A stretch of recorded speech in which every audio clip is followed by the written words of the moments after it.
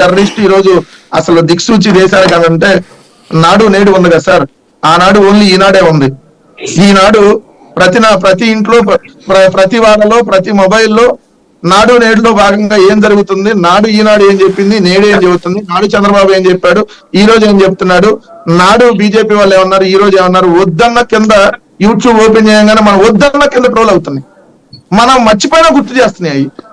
మరి గుర్తు చేసినప్పుడు మరి యువతలు వచ్చింది కదా, మోడీ గారు ఏ విధంగా చంద్రబాబు యూటర్న్ తీసుకున్నారని చెప్పారు, చంద్రబాబు నాయుడు గారు మోడీ గారు ఈయన్ని ఏ విధంగా అన్నాడు, వాళ్ళ పొత్తి ఈ రోజు ఎందుకు పెట్టుకుంటున్నారు, నిన్నటిదాకా బీజేపీ నాయకులు మాట్లాడింది ఏంటి, కుటుంబ అవినీతి పార్టీలకు మేము వ్యతిరేకం, ఇక్కడ వైఎస్ఆర్సీపీ తెలుగుదేశం రెండు కుటుంబ అవినీతి పార్టీలు, మేము కలవు అని చెప్పిన వాళ్ళు ఈ రోజు కలుస్తుంటే ఎందుకు కలుస్తున్నారని ఆలోచిస్తారుగా.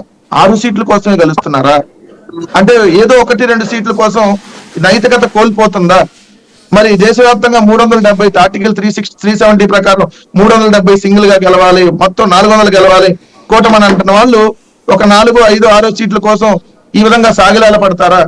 ఇది రాజకీయ నైతికత అనేది ఖచ్చితంగా అబ్జర్వ్ చేస్తారు. ఎందుకంటే మర్చిపోవడానికి లేదు కదా సాయి గారు. మామూలుగా అయితే జనరల్ గా ప్రతి మనిషికి మర్చిపోతాం, మీరైనా నేనైనా అన్ని నాకు గుర్తుండు. పోయిన ఏడాది ఏం జరిగిందో మనకి ఏం గుర్తుంటాయి, కొన్ని గుర్తుంటాయి.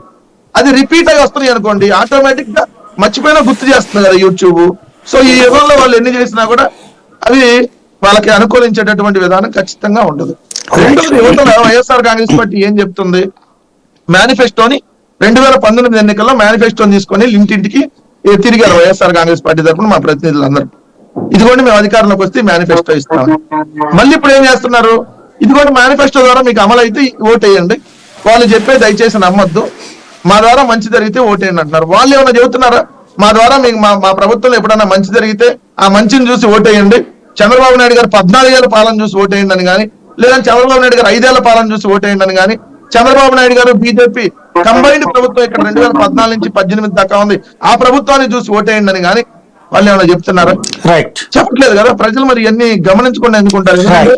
ప్రజాస్వామ్యంలో నిజంగా ప్రజలు చాలా అమాయకులు అనుకుంటాం సాయి గారు. 100% రాంగ్. ఎందుకంటే మనం 100,000 కోట్లు ఉన్న కూడా అసెంబ్లీ పార్లమెంట్ ఎన్నికల్లో పోటీ చేసి ఓడిపోయిన దాఖలాలు ఉన్నాయి. 100,000 కోట్లు ఉన్న కూడా ఎంపీగా పోటీ చేసే వాళ్ళు అవతల 100 కోట్లు ఉన్న వాళ్ళు, యువతల 100 కోట్లు ఉన్న పోటీ చేస్తున్నా ఒకళ్ళే గెలుస్తున్నారు. ఇద్దరు సరి సమానంగా డబ్బులు పెంచిన ఒకళ్ళే గెలుస్తారు. అంటే ప్రజలు ఎవరిని ఎన్నుకోవాలనే దాని మీద ఖచ్చితంగా ఒక క్లారిటీ ఉంటది. మరొకసారి వైఎస్ఆర్ కాంగ్రెస్ పార్టీకి అధికారులు ఇవ్వాలి అనేది ప్రజలకు ఉన్నటువంటి క్లారిటీ. ఖచ్చితంగా మేము అధికారులకు రాబోతాం. లక్ష్మణ్ గారు, ఇక్కడ